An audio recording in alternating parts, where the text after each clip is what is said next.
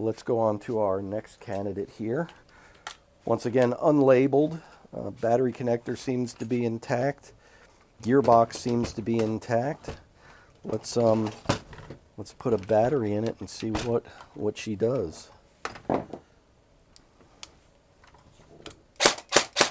Okay, it goes bang. The tappet plate is moving. Let's see if it works, if it feeds.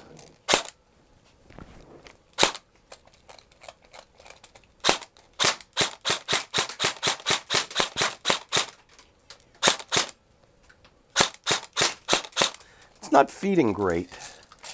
I'm getting the feeling that the hop-up might be a little messed up on this one. Alright, so this one's shooting pretty inconsistently, so I've come to the conclusion that we're just going to go ahead and replace the hop-up bucking on it. Just give it one last look at the physical hop-up unit. Appears to be intact. Although, oh, you know what? If you look here, there's a crack forming here. You see the crack going down and around? That is, no doubt, part of what's going on here is the crack forming in the hop-up unit. So we'll just go ahead and replace the whole hop-up. We should have some hop-ups over here. I don't have any exact duplicates of that exact one there. What do we got? Nothing that's fully assembled. We could just use the parts on that one and put this thing together. So we've got a hop-up unit here. We'll just go ahead and reassemble this real quick. We'll take the barrel out. We're going to put the new bucking on the barrel. Nothing really super high-tech about putting a hop-up bucking on a barrel. Sometimes they stretch a little bit when you put them on, so you have to cut, you know, about a 1/16 of an inch off of the end of it so that they fit properly. The problem that I get is if they're too long, they will line up over these notches and it won't allow the hop-up to fit exactly right in place. And you have a very long notch here that fits into, there's like a keyway in the bucking that has to fit into it, so we're going to put the keyway on there. So this will give us enough room to maneuver it inside of the hop-up unit here. Sometimes it's good when you're doing this as well to put a little bit of silicone oil on it. So we're going to go ahead and put our bucking on. We're going to get a little shot of silicone oil on the bucking, and then hopefully that'll make it so that it slides into place. And once you put it in place, just set it so that that long keyway notch is centered on where the locking mechanism goes, which is essentially this clip. Line everything up, put the clip in, and that's that. You can put your bushing on there, holds that in place. And then I'm just going to reuse these parts here on this particular hop-up unit. We will take these apart. So you have, there's essentially 3 wheels here that hold this, that make this thing function, and an O-ring. So we are going to pull parts apart here. Got our 3 wheels. There is a pin that holds the arm in place.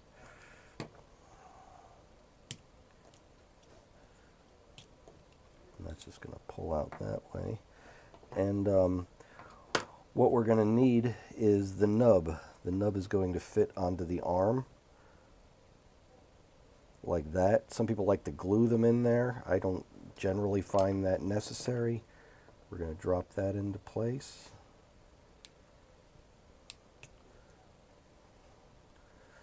Little spring fits into the front, and you just want to line this up so that the pin can go back into the rear of it. Take a little bit of maneuvering to get it into place. Sometimes it's good to have something that you can fit in there to sort of line the the pin back up, I'm just going to use one of these driver bits to stick in there. And that way I can maneuver it into place. And then we've got our pin. It's going to go back through.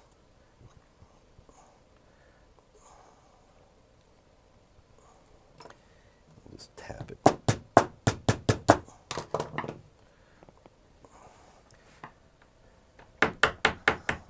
So that is in there. We've got our tension arm is inserted now. So that's our first gear. Second gear fits onto here. And then the third gear, we want to have this little O-ring on the base of it. So this goes on here like that. And then you have your gear and then the screw that holds the gear in place.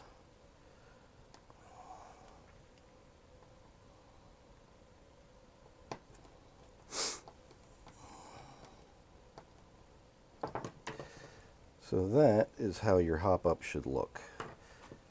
And if you're in the holiday mood, this is probably a good color combination for you with the red and green. But,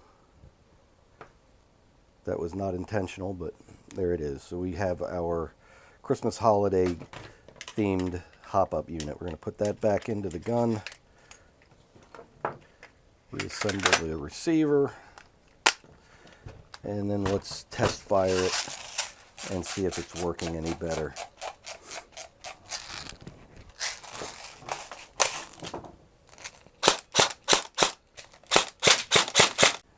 Alright, so we've replaced the hop-up unit, the bucking, the nub, and essentially everything that has to do with the hop-up unit, and I'm still getting very erratic feeding with this, and I'm also still getting very erratic, accuracy with it, where the BBs are just flying all over the place. So I'm tending to think there's something wrong with this actual barrel.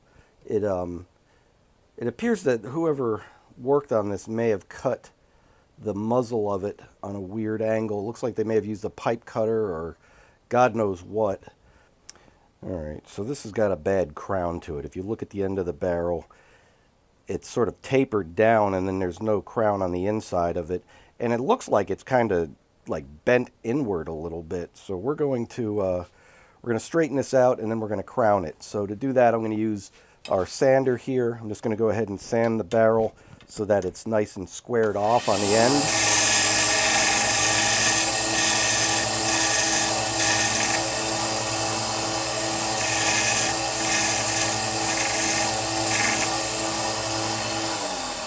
So we've got a nice even end on the barrel. Now what we're going to do is we're going to crown it. So to do that, we're going to get a Dremel. This has got sort of a conical shaped grinding bit on it.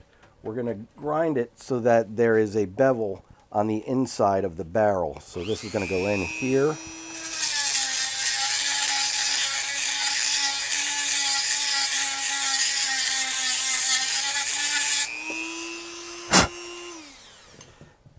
And that will give it a crown on the inside of the barrel. Now you could probably just go this far and call it a day. If you want to go the extra step and make it really nice, you can go ahead and polish the crown so that it's got a nice polish to it, so there's no burrs or any kind of metal shavings in there. Essentially to do that, I use this is just a polishing bit. So we've got our felt polishing bit with some polishing compound. Go ahead and hook that up on the Dremel. Get some compound on there, and then we're just going to work that inside of the crown.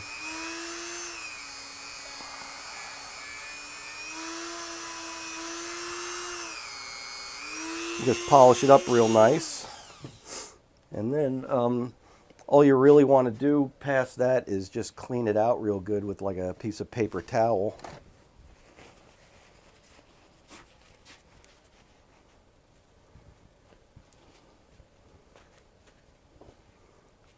So you can see now, when you look at it, it's got a nice shiny bevel on the inside of it, so there's nothing to hang up when the BBs are exiting that barrel, this should work pretty consistently compared to what we had. I have no explanation for what was going on with that barrel originally. It looked like somebody just took a hacksaw and chopped it off.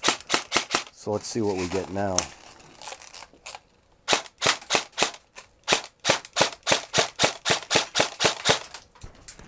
So you can see, much more consistent. So so that's the deal with this one. It was a very poorly cut barrel, and once again, I have absolutely no explanation for how that could have happened. Somebody did a really poor job of setting that barrel up. We get used guns all the time that people try modifying, and we have to sort of make do with what we've got. So that's that. We're up to 4 repairs. We've got about a half an hour before we open up. Why not try one more? All right, so here's our next one. No explanation on it. We've hooked our battery up, and nothing's happening. So, oh, well, look at this. The wires are undone here. Let's try hooking the wires up. And magically it works. Question is, does it feed and shoot properly?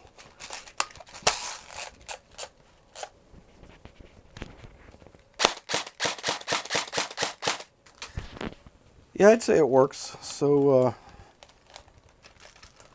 that's that. And very common occurrence, as I've said before, with these to occasionally get pulled out. Best solution to these is just put a little bit of shrink tube on it, and then you don't have to worry about it. You know, usually for guns that are front wired, it's not that normal to see them come undone like that, and that may have just been, you know, somebody, one of the guys that works here, switching batteries out, just didn't check it when they pulled the battery connector off. Didn't notice that it had come undone. So just as a safeguard here, we're going to go ahead and shrink tube these.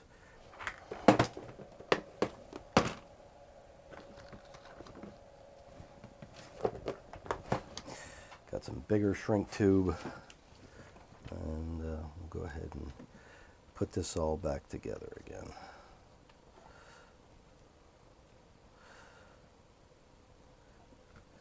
Disconnecting shrink tube, when it does get to that point, is not that difficult. You can just take a razor knife and cut it off. You just need to be careful you don't chop your fingers when you do it, but I think that's a pretty obvious thing to be concerned about.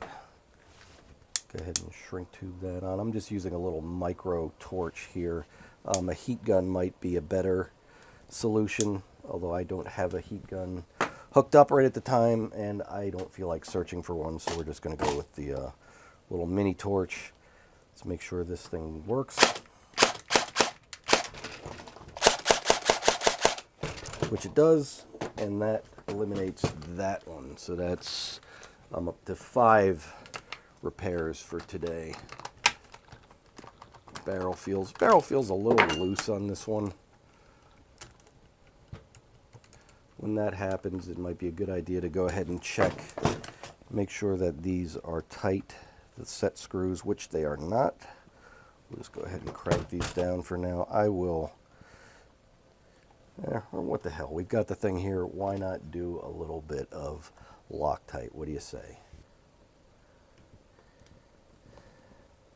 So note to G&G, if you want a little tip from us guys up here that are using your products, a little bit of Loctite might be a good thing for you guys to start using in the future. It's really one of the very few issues I have with G&G guns, is that these set screws do work themselves loose and do need to be constantly retightened. So if you guys want to help us out and put a little bit of Loctite on them when you're assembling them at the factory, it certainly would be appreciated from us end users, for sure. And now that is not loose, which is a good thing. Go ahead and reassemble it.